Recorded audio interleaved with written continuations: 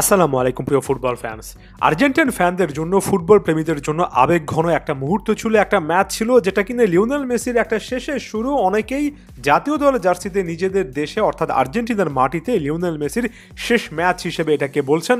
আবেগটা লিওনেল মেসিকেও ছুঁয়ে গিয়েছে, রীতিমতো কেঁদেছেন, কাঁদিয়েছেন এবং পুরো সময়টা জুড়ে এই আবেগের ব্যাপারটাকেই আমরা মুখ্য হিসেবে ধরে রাখতে পারতাম। তবে আর্জেন্টাইন প্লেয়াররা সে জিনিসটা করতে দেননি। তারা লিওনেল মেসিকে রাখলেন, হৃদয় জুড়ে রাখলেন, একই সঙ্গে স্কোর শিটেও কিন্তু খুবই অসাধারণভাবে রাখলেন। লিও মেসি জোড়া গোল করেছেন। আর্জেন্টিনার জার্সিতে কতবারই এমন টাইপের মুহূর্ত এসেছে, তবে আজকের দিনটা স্পেশাল, কারণ লিওনেল মেসি গিয়ে দিয়ে দুটো গোল করিয়েছেন।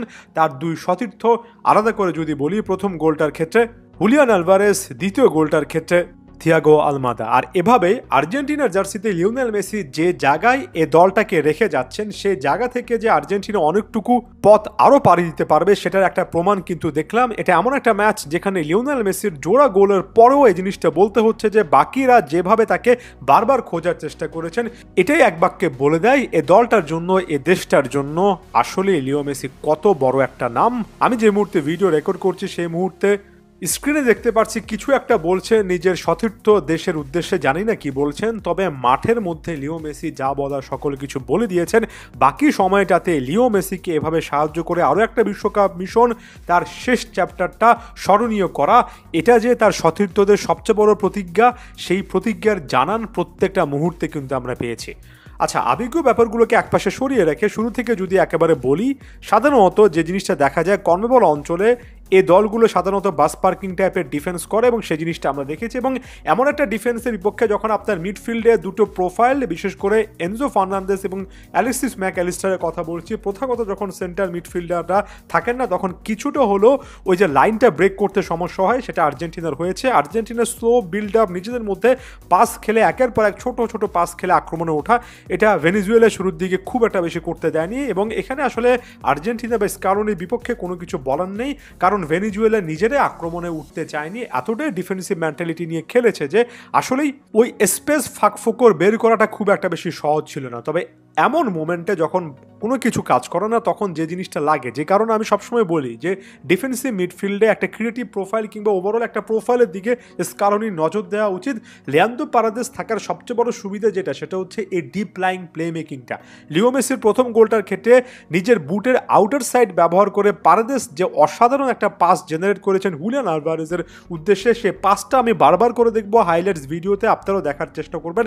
মিডফিল্ডে একজন সেন্ট্রাল ডিফেন্সিভ মিডফিল্ডার, একজন অর্কেস্ট্রেটরের কাছ থেকে এমন টাইপের ডিফেন্স যদি পাস দরকার হয়, এই জিনিসগুলো আর্জেন্টিনার একেবারে স্বকীয় বৈশিষ্ট্য, এটা আরও বেশি করে বের করে আনা উচিত। সেখান থেকে হুলিয়ান আলভারেজ চাইলে একটা শট নিতে পারতেন, সেটা করেননি, লিওনেল মেসিকে খোঁজার চেষ্টা করেছেন।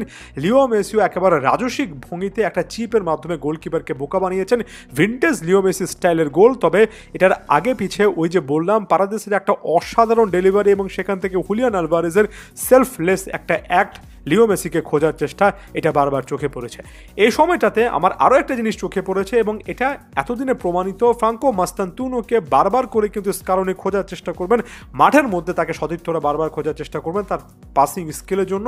তার চেয়ে বড় কথা আমার কাছে যেটা অনেক বেশি করে চোখে লেগেছে, পজিটিভলি বলছি, সেটা হচ্ছে ফ্রাঙ্কো মাস্তান্তুনো যেভাবে বলগুলো রিকভার করেছেন, যে ফিজিক্যালিটি দেখিয়েছেন, বারবার করে প্রতিপক্ষের কাছ থেকে বল কেড়ে নেওয়া, মিডফিল্ড একটা প্রোফাইল রাখা, এমন টাইপের অ্যাবিলিটি ফ্রাঙ্কো মাস্তান্তুনোর মধ্যে আছে বলেই মাস্তান্তুনোকে মিডফিল্ডে একটা সলিড প্রোফাইল হিসেবে স্কালোনি বারবার বেছে নেবেন। এখানে তার ক্রিয়েটিভ স্কিলের পাশাপাশি তার ফিজিক্যালিটি, তার ফিটনেস তার পক্ষে স্পষ্টত কথা বলছে। সেকেন্ড হাফে সাবস্টিটিউট প্লেয়ারদের মাধ্যমে দ্বিতীয় গোলটা আসে, তবে উৎসমুখে সেই লিও মেসি ছিলেন, একটা ফাউল ছিল, সেখান থেকে লিও মেসি বলটা পাওয়ার পরে দেখেছিলেন যে প্রতিপক্ষ ডিফেন্স লাইন খুব একটা বেশি সচেতন নয়। এই মুহূর্তে একটা পাস জেনারেট করেছেন নিকো গঞ্জালেসকে, ওই মুহূর্তে রাখার উদ্দেশ্য ছিল লেফট সাইড থেকে যাতে করে ক্রসগুলো আসে, যেহেতু তাগলেফিকোর কাছ থেকে ক্রস সেভাবে আসছিল না, ওভারল্যাপ করে উপরে উঠে আসার জন্য নিকো গঞ্জালেসকে লাগতো, তিনি সেখানে পারফেক্ট মোমেন্টে রানটা মেক করেছেন, মেসির পাসটা ধরেছেন এবং সেখান থেকে ডিবক্সের মধ্যে অভিজ্ঞ লাউতারো মার্টিনেজকে যে বলটা দিয়েছেন, সেখান থেকে লাউতারো মিস করবেনই বা কেন? লাউতারোকে এমন গোল স্কোরিং ফর্মে দেখতে পারাটা আর্জেন্টাইন ফ্যানদের জন্য অনেক ভালো একটা খবর। 80তম মিনিটের সময় আরও একবার লিও মেসি গোল। এবার রড্রিগো ডি পল একটা অসাধারণ পাস জেনারেট করেছেন। আলমাদা ওয়ান্স এগেন একটা অ্যাঙ্গেল পেয়েছিলেন, সেখান থেকে হয়তো শট নিতে পারতেন, কিন্তু আরও একবার খুবই প্রেসাইজলি লিওনেল মেসিকে খোঁজার চেষ্টা করেছেন। এমন অবস্থায় বল পায়ে থাকা অবস্থায় একটু পেছনে থাকে লিওনেল মেসির দিকে তাকানো, তাকে খোঁজা, এ শুধুমাত্র যে স্কিলের ব্যাপারটা এমন নয়, একই সঙ্গে ভিশন থাকা লাগে। আলমাদার পায়ে যতক্ষণ বল ছিল প্রায় সময় কিন্তু মনে হয় তিনি বা কোনো একটা অ্যাঙ্গেল খুঁজছেন, একটা বাঁকানো কার্লিং শট নেবেন, অথবা তিনি পাস এমন কোনো একটা জায়গায় দেবেন যেখানে কেউ একজন রান মেক করে ডিবক্সে পাসটা ধরতে পারবেন। আলমাদার এই স্কিলগুলো, অর্থাৎ মিডফিল্ডে বারবার করে আলমাদার এই ডিফেন্স ভাঙার প্রবণতা, সতীর্থদেরকে খুঁজে পাওয়া, এটা সাম্প্রতিক সময়ে আর্জেন্টিনার ফুটবলে আমার কাছে তো মনে হয় সবচেয়ে বড় একটা পাওয়া। লিও মেসি অফসাইডে একটা গোল করেছিলেন, হ্যাটট্রিক হয়ে যেতে পারতো, তবে সেটা যাই হোক, যেভাবে সতীর্থরা, আরও একবার বলছি, লিওনেল মেসিকে দিয়ে গোল করিয়েছেন, মেসির কাছে এটা খুবই অভাবনীয় একটা স্মৃতি হয়ে থাকবে। ডিফেন্সে বড় রকমের পরীক্ষা দিতে হয়নি, যদিও আমার কাছে মনে হয় ডিফেন্স নিয়ে কাজ করা এখনই স্কালোনির বাকি। মিডফিল্ডে আজকের সেট আপটা আমার কাছে একটু হলো প্রোগ্রেসিভ লেগেছে। এখানে একজন মিডফিল্ডারকে স্যাক্রিফাইস করে অ্যাটাকিং অপশনগুলোর দিকে স্কালোনি বেশি গিয়েছেন, যেটা এমন প্রতিপক্ষের বিপক্ষে দরকার।